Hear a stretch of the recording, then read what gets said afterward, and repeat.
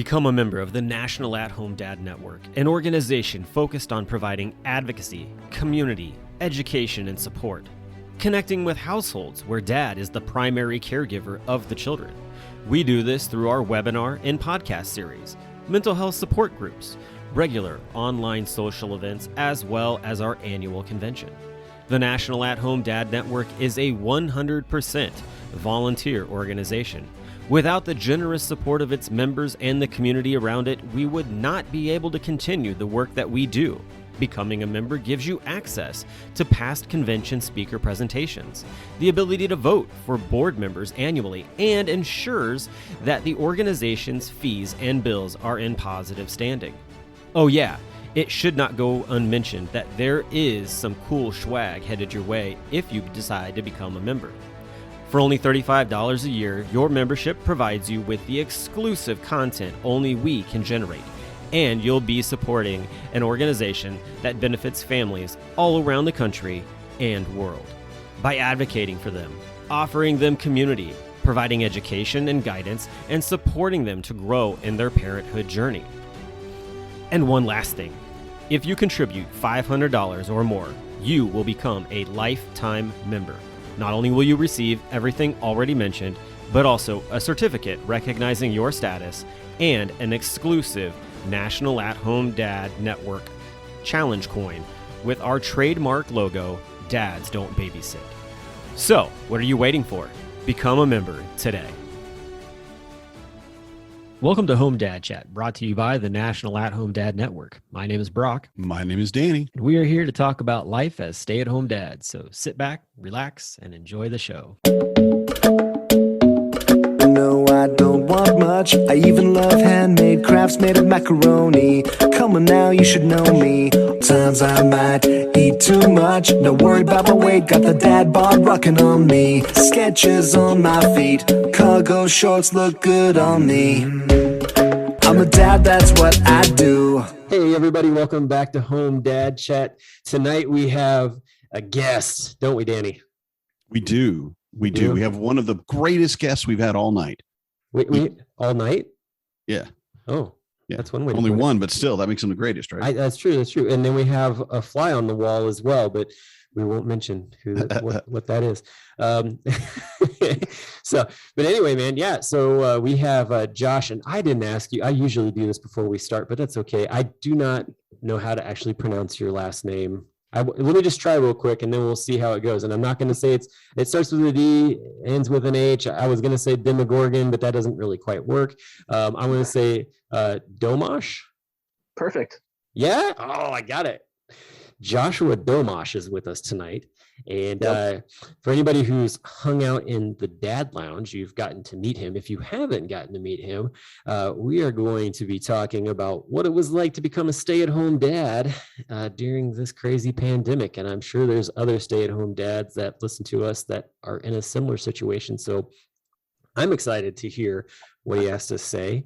But before we get into those fun things, one of the things I wanted to talk to Joshua about was the fact that he's got a special bottle that he just popped open for this episode. What'd you get a hold of there, sir? So there's I don't know exactly how new they are, but there's a relatively new, well, they're not new. The distillery itself's been open through various owners since before Prohibition.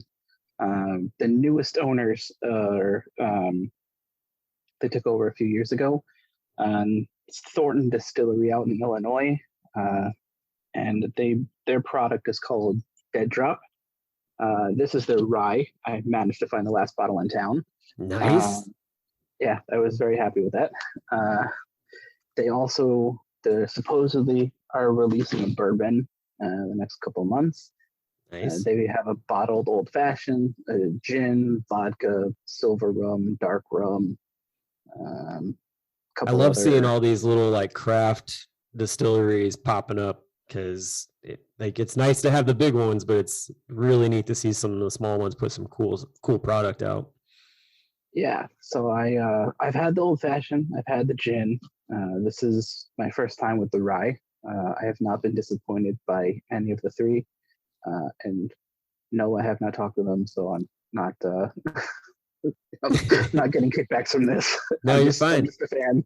But I will say this though, that it's kind of there's, I guess, an interesting piece to this distillery because it's kosher, right? Yeah, so the whole distillery is under kosher certification. The OU, one of actually, I believe it's the world's largest and most wide-ranging kosher certification agency. Okay. So they supervise this distillery. I do believe they have a secondary certification as well. I've seen it on one or two of their bottles, but not on all of them. So I'm not sure if they were like recently added on. Okay. But they're printed on every label is the OU. So yeah, they are a kosher certified distillery. So, and I know I would be remiss if I didn't ask this, because if I don't ask it, Danny's going to jump in and probably ask it. But what makes what makes the bottle, what makes the product a kosher product? Because, you know, on the lovingly, I guess, questioned the Dad Lounge, where we like to ask the rabbi questions, I know that this has been a question that's been asked to you. But what makes this product a kosher product? Right. So obviously the supervision is a big help. But there are many bourbons, scotches, other whiskeys, and other distilled spirits, beers, and that are kosher, or at least not kosher, without supervision. In terms of whiskeys, there really isn't so much of an issue as long as they're kind of following the basic guidelines. You know, they're distilling it straight from corn and wheat, or in this case, this is rye. You know, just throwing in some water and whatever other basic ingredients they're adding. Yeast. There's really no kosher issue with that. You do find like it with beers a lot, especially with the smaller breweries, they start adding a bunch of different flavors and other additives. And you know, your beer you would think is like 3, 4, 5 ingredients, and there's really like 40, and you'd never know it because they don't have to list anything. Yeah. Just good. But so beer is a lot more complicated. But your basic whiskey that just about anybody makes is not going to be so much of a problem. There's two main issues. So one is wine is very complicated in terms of kosher certification. And this entire book is basically on kosher wine production. So that's a really thick. That's a really thick book that you just picked up. That's all just on kosher regulation. Yeah, this is like specifically alcoholic beverages, and most of this 400-page book is on wine. Oh wow. Yeah, it's a lot. So wine's a really complicated one. It's becoming more prevalent on the bourbon scene. Bourbons used to be just brand new charred barrels, and so that was never a problem. But a lot of scotches use wine barrels, and other distilled spirits are starting to use them more. So because wine's such a complicated issue, unless you know there's a certification on it, if it says aged in a sherry cask or double cask or anything like that, so that's typically going to be one kosher issue. The other is really doesn't actually have to do with the kosherness of the product itself. It actually has to do with who owns the product. So, we have a holiday called Passover, or Pesach in Hebrew. Just passed a few months ago. So if we want to talk about it, in another 8 months, we could do that. But definitely. So with Passover, you're not allowed to own any leavened products. But that would include any distilled spirit made from wheat, rye, oats, barley, or spelt. So that kind of creates a problem if you're going to own a bourbon or something like that, or a rye or any other whiskey, which is going to be made from these, those grains. And with whiskeys, you have to age them. So if you own them over Passover, even though technically on call it a biblical level, you technically could benefit from it after Passover. There's been a thousands of year long rabbinic enactment to say that anything that was made from any sort of leavening that was owned over Passover is no longer kosher. Not just on Passover, but not ever again to anyone. So the way around that for a lot of people is they either give away or they sell. Like for me, I have, whiskeys I've had for years, and what I do before every Passover is I sell it to someone non-Jewish, and after Passover, buy it back. So if he were to drink it on Passover, fine. Like, that's my loss. That's the risk I take instead of drinking it all myself before Passover. But with bourbon companies, you can't really, drink all of that right before Passover. Yeah. So there are some companies, Thornton Distillery being one of them. I know we had talked about this before, Brock. You're drinking M&H, which is from Israel. They're right. Yeah. They sell the whole distillery to someone not Jewish. Typically it's done through the kosher agency, and then they buy it back, the whole distillery and production, after Passover. That's some interesting changing of money, I guess. That's very interesting. So what happens, that's how the Buffalo Trace kosher works. The Buffalo Trace still, they're owned in a large part by a Jewish family. Yeah. And they have a couple non-Jewish executives. So what the CRC from Chicago came down, it says this all on the back of the bottle. They went and worked with them, and they made specific runs over the last few years. And what they've done is those new runs, they've marked them, and every year the family sells all these barrels to the non-Jewish executive. It's like a VP of something with the company, and after Passover they buy it back, and then we get Buffalo Trace Kosher, which I know you've seen me drinking that a couple of times, Brock. Yeah, no, definitely. I've even seen that actually when we went down there. I think there were some guys that were looking for it when we went down for Home Dad Con last year. So yeah, so I've definitely seen that. Yeah, it's a pretty rare bottle. So I know people like who aren't even Jewish or don't keep kosher. They're looking for it also because it's kind of a newer novelty, kind of rarer product. Yeah. So to me, the most important thing that you haven't really gotten to yet is, how does it taste? Which one, the Buffalo Trace or the rye that we've been talking about for 20 minutes, and you and I have talked about already, and I know you've mentioned it in the past. So he talked to me about it too. He sent me a thing. He's like, I'm cracking it open and it smells awesome, but I'm going to wait to taste it till you get on the show. So how is it? Yeah, so it's very good. It is really smooth. What are some of the notes you got coming off of that? There's definitely a nice vanilla note coming in. Okay. Are you drinking that neat, or you got an ice cube? What do you typically do? I put an ice cube in. Okay. I like, especially the first time I have a whiskey. A lot of times what I'll do is I'll just put like one ice cube in, so I get a little watered down while I'm drinking it. I don't typically like putting a splash of water in. With scotches I do. Instead of ice with scotches, I use my whiskey stones and then just a splash of water. So that's cool. This is just an ice cube.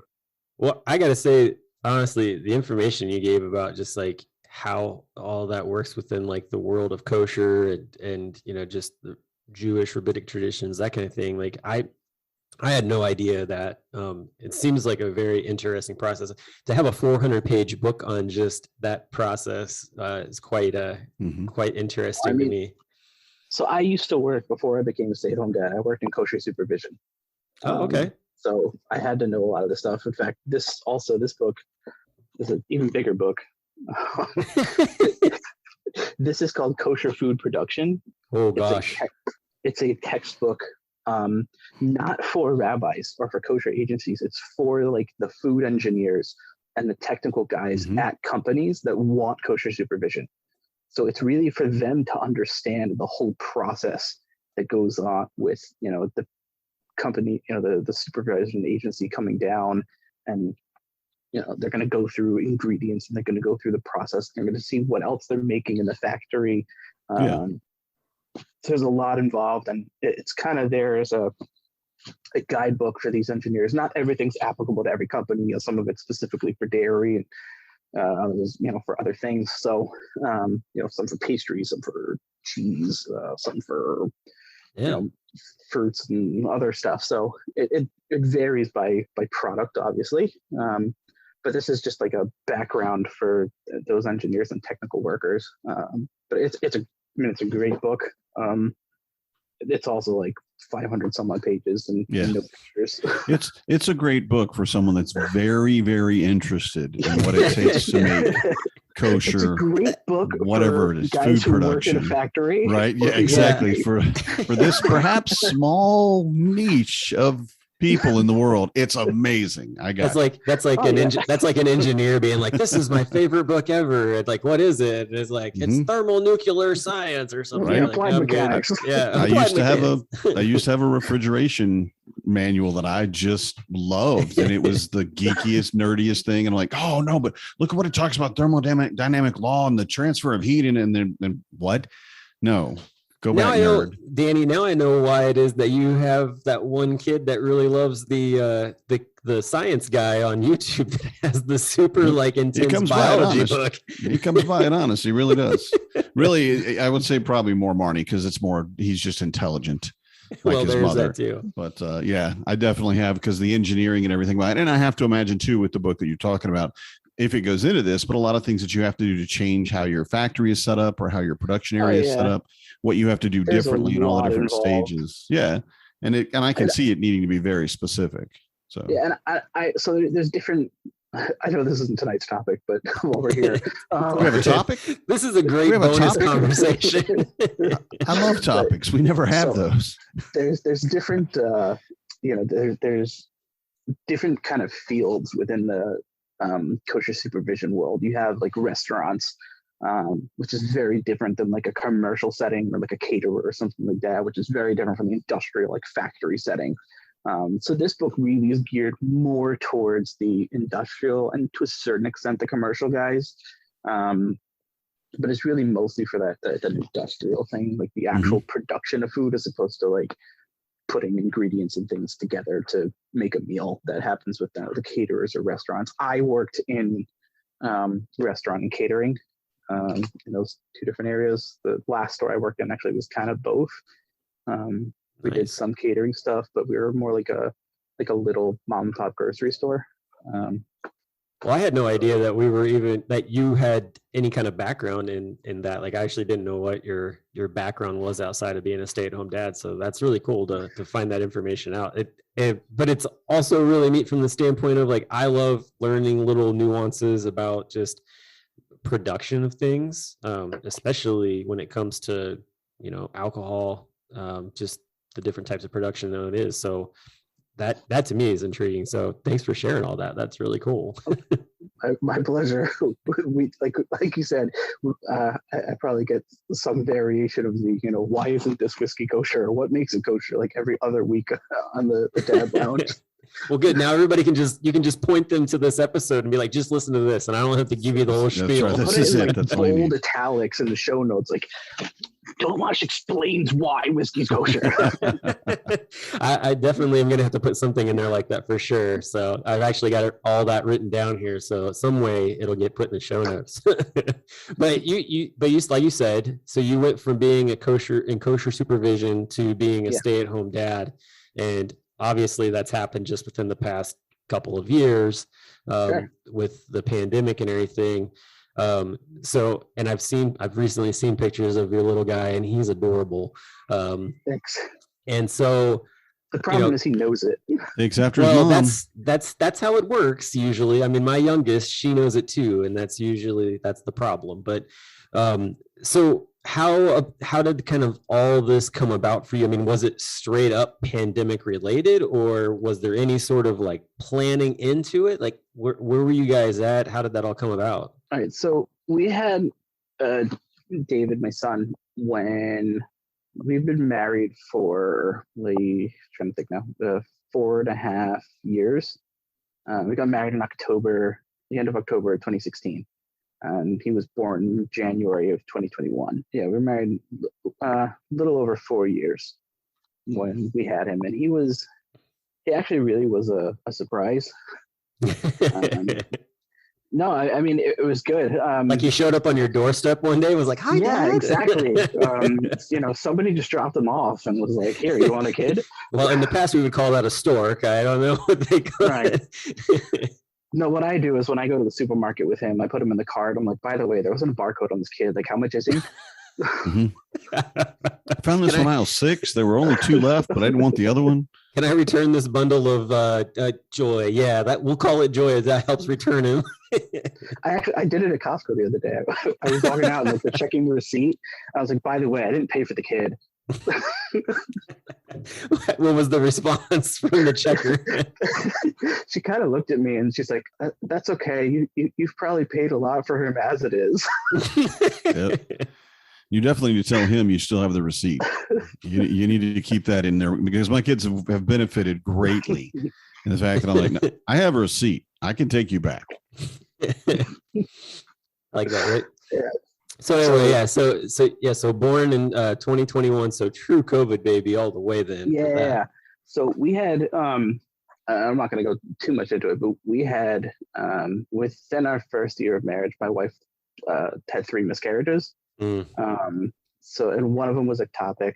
And then a couple of years later, she had another ectopic and had like a tube removed. And, it got very complicated. And at the time, we weren't really, like, as COVID started, my wife was working in the hospital. She's a nurse. And we weren't really expecting anything. We're kind of like, this is a really not so great kind of time to, have a kid right now. And we actually found out on my birthday in 2020 there you go. that she was pregnant, which is again very unexpected, especially with all the the stuff that happened before, and it was really anxiety provoking because again, anytime she'd been pregnant before, there'd been really difficult complications. Oh yeah. And thank God everything went mostly okay. I mean, it was a definitely interestingly medically complicated pregnancy for my wife, and she ended up they induced him, and he was born about a month early. Okay, so he was a preemie then, or? Yes, he was a preemie. He was born at like 36 weeks or so. Okay. In January 2021, and my wife had already taken off from him a few weeks before then, because again, like I said, it was a little medically complicated, and so she had off, and then from there she had however many weeks of between the pregnancy disability and then FEMLA and everything else, and she went back to work in the middle of May. So were you working like while in the role of kosher supervision, like while she was pregnant and everything then? Yeah, so I was working in the store, and it was a very seasonal store. So from like the end of September to the beginning of May, like we're only open 5 days a week and very limited hours. And where the store is, it's a beach town, so there's not so much going on in the winter. 70% of sales are in the 13 weeks of summer. But I mean, she's doing nursing, and you're working in food service during the pandemic. The peak of it. Yeah. So she loves developmental pediatrics, and when we moved back to New Jersey after I got my rabbinic ordination, and I started working in kosher supervision, she was just kind of looking for any nursing job to kind of get her foot in the door with the organization. And so she was working in bed management at the time. So she wasn't really seeing patients. She was just kind of tucked away in an office, seeing every patient that came in the hospital. And so, she would come home and she'd be like, yeah, well, there were this many COVID patients today. And, she was seeing numbers, 2 weeks before they reported. It was really a miserable time on her. And I can't imagine what would have happened had she actually been taking care of patients. Yeah, direct interaction. Yeah, so she was definitely not in direct care, which was, good. She just got COVID for the first time a few weeks ago. We all got it. It was my second time, but everyone else's first. We don't know what the baby. He never tested positive ever, so go figure. But he was definitely sick. But anyway, so she was working in the hospital, and she was actually also managing transfers between hospitals for the entire southern district of her organization while she was doing the management thing. That's she was like running people. Yeah, she was like running people, trying to find beds in this hospital and that one, and running people back and forth. And on top of the COVID cases, she was also dealing with the heart attacks and the strokes and like everything else is rolling in. So that was definitely stressful. And I was working in the store, and what we did was we actually closed like 2.5 weeks before Passover, and a week and a half maybe before Passover. And Passover that year was like, honestly, it was like the middle of April. It's like, it just got too complicated by, late March to keep the store open when everything was going on. So we closed it, and we opened back up after Passover. We didn't let anyone in the store. We took inventory of literally everything, created an online website, and the manager and I were going around scanning everything and watching everything, and then making all this food, prepping it into boxes. People would place orders online or call in and place an order. And, we would get their name and the car that they had. And, they would come up and, they would text like, hey, we're here. And we'd go out and drop it in the trunk. It was like 3 times the work for less money. Yeah. So you're doing all that, everything else is going on. And, and so at what, so during like the pregnancy and stuff and, like you're going through all that, like where did the conversation come into play of consideration of being a stay-at-home dad, or like, how'd that come about? It didn't really come in yet. Once we had my wife had her maternity leave, and we're trying to figure out really what to do with daycare with him, and between just finding daycare in general and also dealing with COVID and everything else. Right, because this is like are you looking at like March of 2021 at this point? No, so she went back to work in May. Okay. So we're looking at roughly March, and then we realized that in New Jersey, if you work and you have a W-2 or whatever to show for it, you can also take maternity leave and have it paid. Okay. So, and with COVID, they increased it from 2/3 to 85% of your salary. Nice. So when my wife went out of work, I actually took paternity leave. Good. From the store. Yeah, it was great. That's awesome. So I got paid for 12 weeks to be at home and didn't have to find a daycare or anything. That is something that is so rare, though. Like we've talked about that on the show before. Specifically in New Jersey. Yeah. So that's a state law. Yeah, it's a state law. You are allowed, I think it's every 2 years, 12 weeks paid. You see everybody starting to move to New Jersey after this conversation. It's not specifically paternal. Mothers get it, everybody gets it. It's instead, FEMLA, you're allowed to take 12 weeks, but it's not paid. This says on top of that, you're allowed to take the 12 and you get a salary for it. Nice. They pay you to, but you could use it also, if somebody, God forbid, has, a family member that's sick or something and need, to take the time to take care of them or run them to treatments, whatever. You could also take it. It's not specifically for paternity leave, but paternity leave is a legitimate part of it, or a legitimate qualification.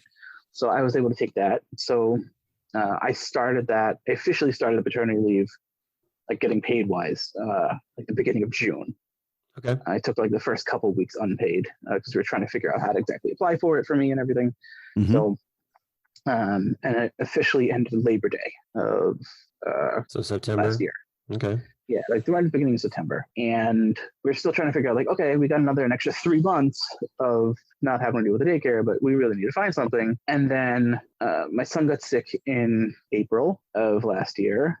And then he just started having these weird fevers, like all the time, which to this day he still has. And we're still not sure why. But we went to the pulmonologist, and because we were trying to get in for a couple of contemplating if there were allergies or anything involved, so we were trying to get either the pulmonologist or gastroenterologist, both of whom deal with allergies within the system my wife works with, just to get them in the door so we could start exploring that. And we met with the pulmonologist, and he was like, you know what, let's do a workup on him when he turns 6 months old. Let's see how his immune system, like his personal immune system, is developing. And we did. This is July of last year, and it came back wonky. Mm-hmm. And we're like, okay, now what?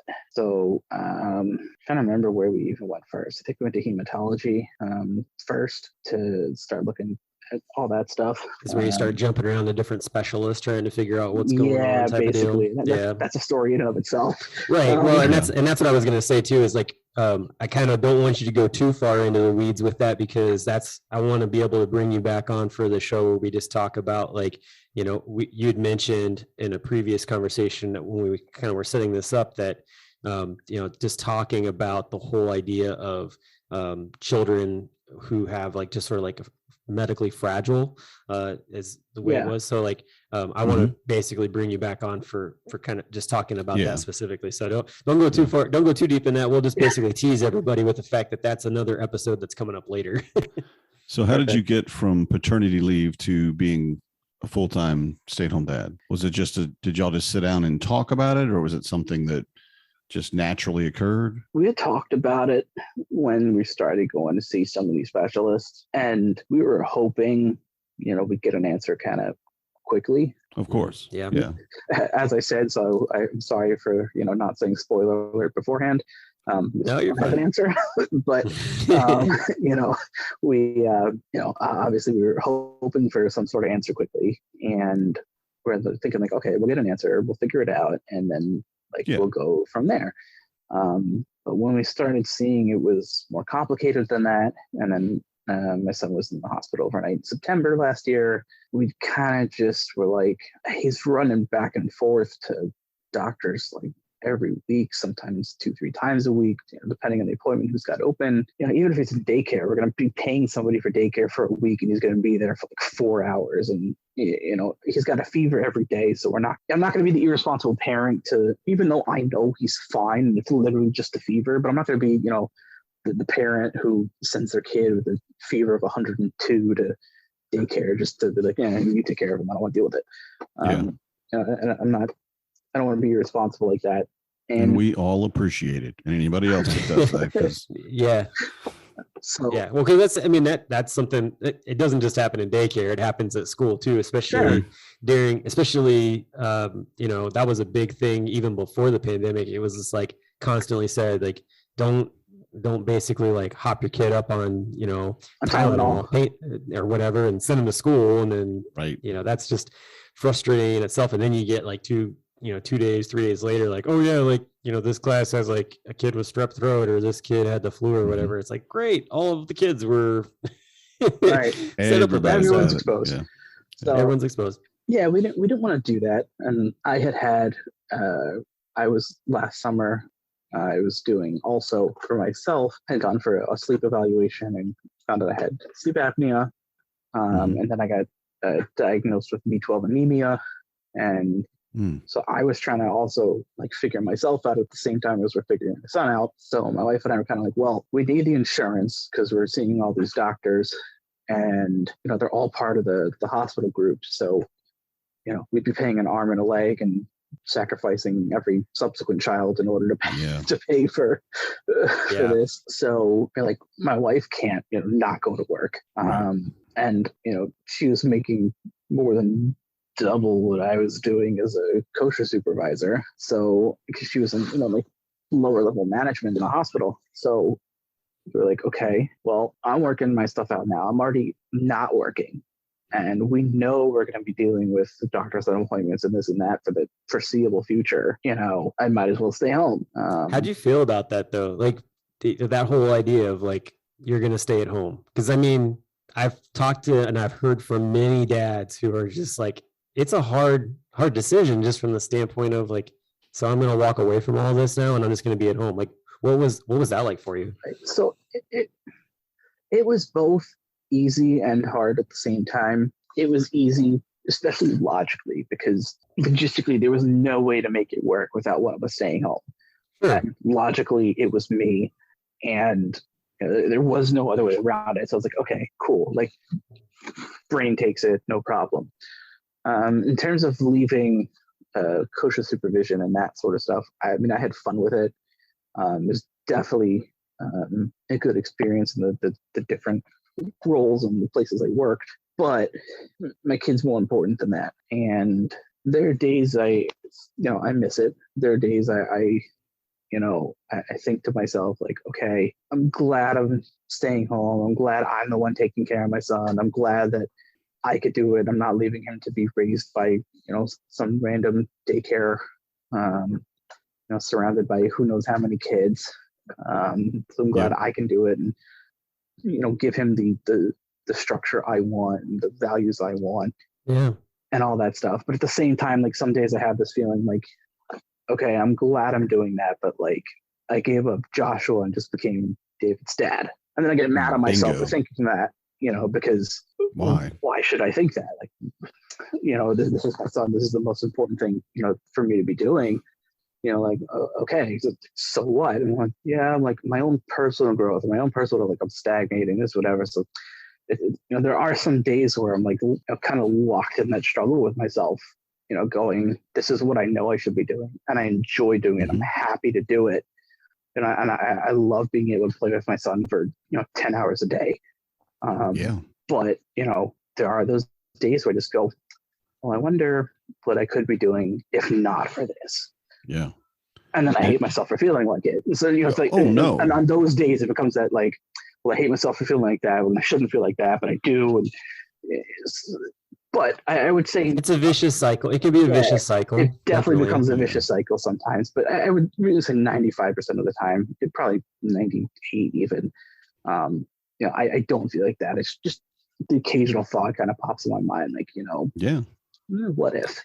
So when you get in that situation, like, what are some ways that you maybe have like figured out how to like kind of break away from that? Like, because I know for me, like, I've got to I've either got to talk to somebody or something along those lines. Like, I've got to have that, I don't want to say like a coping mechanism, but some way to break that cycle or train of thought of negative talk to get back to a positive. Do you have a specific thing that you do for that? I would say I have a specific thing. There are certain things I can look to and say, despite the fact that, most of my time is not my time, there are still some things I do for myself, and I can still say, look, I'm still, going through this. I'm still finishing a book or two like every week, and I've told Danny before that, a lot of times I'm in the middle of like 12, 15 books at once, and I just it's the way my brain works. I process a book, and then if there's a certain section that I want to process what's going on, or the concepts or philosophy or whatever I just read, so I'm going to drop that for a little bit, and I'll go back to this one. And like last weekend, I finished 2 books that I was working on. Had about 70, 80 pages left in each, and I just knocked out both of those. So there are certain things I'm still, doing personally for myself, and I can look to that. Speaking of books, by the way, all those books that are behind you, are those? Can you say that you've read all of those books that are behind you, or are they a collection of some kind? Say, forgive the back of my head. Not read all of them. I've read a good portion of them, or decent portions of many of them also, and I use a lot of them every week. And there's a lot more in here than just these 3 shelves behind me. There's 9 books office. And those are not Encyclopedia Britannicas, although they have the same sort of color structure. What are those books that you have back there? Because I mean, they look pretty fancy. So there's a lot of different kinds of books in my office. I have a lot of books on, as you said with the Ask the Rabbi comment. I said I do have rabbinic ordination, or if you want to call it. So a lot of them I used for, rabbinic studies, and I continue to go through. So there's a lot of books on Jewish law. And then there are also, I have an entire, 6-shelf bookshelf that's dedicated to thousands upon thousands of letters that were written by different rabbis to people asking questions that run the gamut of Jewish law. So those are pretty fascinating to read sometimes. That would be very interesting to read, definitely. So I have some, trying to think, the oldest ones I have, I think if I have anything younger than that. No, the oldest ones I have are from like the 1500s. Obviously they're Wow. but I have books from there were collections of letters that were compiled later. They were able to pull all these letters from different people and not they type them up and everything. But they're collections from letters that were written in the 1600s. That's cool. But I have a lot. So you have a lot of books. That's awesome. I love that. Like there's like you've got so many back there. It's just a big old library. I also have a complete Calvin and Hobbes. I used to be a big Civil War junkie, so I have nice Bruce Cadden series, Shelby Foote. I have philosophy. I dabble in a lot of things. Not in that's cool. Thermodynamics, though. Sorry, Danny. No, I can be the authority on one thing, or actually, I could have been the authority on one thing 20 years ago. Now you probably still know as much as I do. Heat goes to a cooler place, I think. I was gonna say anytime I need help with any of my appliances, I know who I'm calling.